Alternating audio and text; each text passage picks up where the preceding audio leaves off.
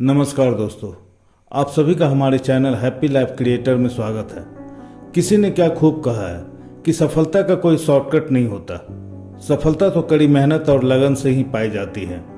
हमारी जिंदगी में कई बार दो रास्ते आते हैं, एक आसान रास्ता और एक कठिन और लंबा रास्ता। हम में से अधिकांश लोग आसान रास्ता का चुनाव करते हैं, यह जानते हुए भी कि यही आसान रास्ता आगे चलकर हमारे जीवन की सबसे बड़ी कठिनाई बनने वाली है। आइए जानते हैं बाज के जीवन से कि वो कौन सा राह का चुनाव करता है। पूरी दुनिया में पक्षियों की 10,000 से भी ज्यादा प्रजातियां पाई जाती हैं। सभी के वही दो पंजे, दो पंख और एक गर्दन होती है, लेकिन इन्हीं में से एक ऐसा पक्षी है जिसकी एक अलग ही पहचान है, जो आसमान का सीना चीर के हजारों मीटर ऊपर 120 किलोमीटर प्रति घंटा की रफ्तार से उड़ता है, जो खुद से कई गुना अधिक वजन के शिकार को भी अपने पंजों में दबोच कर उड़ जाता है, और इसीलिए उसे पक्षियों का राजा कहा जाता है, जिसे हम बाज के नाम से जानते हैं। और एक बाज इतना ऊंचा मुकाम हासिल करता है अपनी ट्रेनिंग और अपने पुनर्जन्म की वजह से। अगर आप भी इस दुनिया में एक मुकाम हासिल करना चाहते हैं तो एक बाज को बाज बनने का पूरा सफर आपको जानना बहुत जरूरी है, क्योंकि 25 से 30 की उम्र तक आने के बाद भी लोगों को रिस्क लेने से डर लगता है, लेकिन एक बाज के जीवन की शुरुआत ही रिस्क से होती है। जिस उम्र में बाकी पक्षियों के बच्चे सिर्फ ची ची करना सीखते हैं, उस उम्र में एक मादा बाज अपने बच्चों को पंजों में दबोचकर हजारों मीटर आसमान की ऊंचाइयों में उड़ जाती है, उसे यह बताने के लिए कि तेरा जन्म आसमान का सीना चीर के सबसे ऊपर उड़ने के लिए हुआ है। तेरा जन्म पक्षियों का बादशाह बनने के लिए हुआ है। जमीन से हजारों मीटर ऊपर ले जाकर मादा बाज अपने पंजों से उसे छोड़ देती है, और यहीं से शुरू होता है उसकी हाई रिस्क ट्रेनिंग। वो चूजा जमीन की तरफ तेजी से गिरने लगता है, थोड़ा नीचे आता है तो उसके पंख खुलने लगते हैं। नीचे आते आते वो अपनी पंख फड़फड़ाने लगता है, लेकिन वो अभी तक उड़ना नहीं सीखा है। वो जमीन से कुछ ही ऊपर होता है, ऐसा लगता है कुछ ही सेकंड में उसका जीवन समाप्त हो जाएगा, लेकिन अचानक एक पंजा उसे अपने गिरफ्त में ले लेता है और वापस आसमान में उड़ जाता है। वो पंजा होता है उसकी माँ का, जो उसके पीछे उड़ रही थी। उसकी यह ट्रेनिंग तब तक चलती है जब तक वो उड़ना सीख नहीं जाता।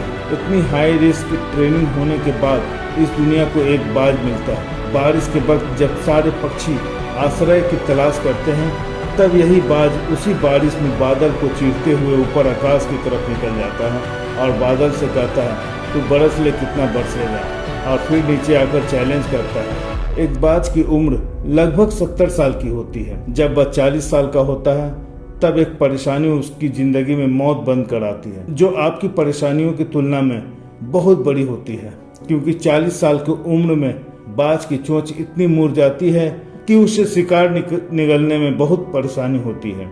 उसके पंख भारी हो जाते हैं, छाती से चिपकने लगते हैं, जिससे उड़ना बहुत मुश्किल हो जाता है।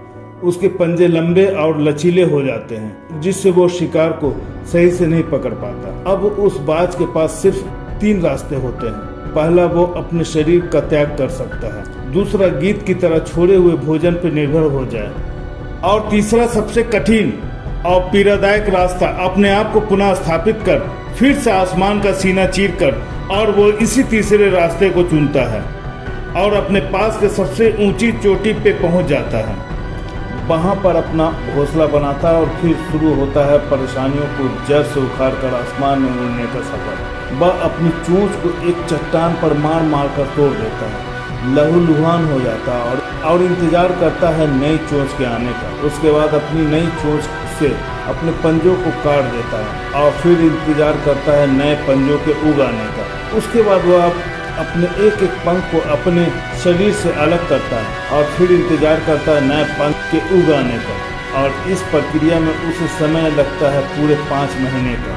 इन 5 महीनों की कड़ी तपस्या से एक बाज का पुनः जन्म होता है।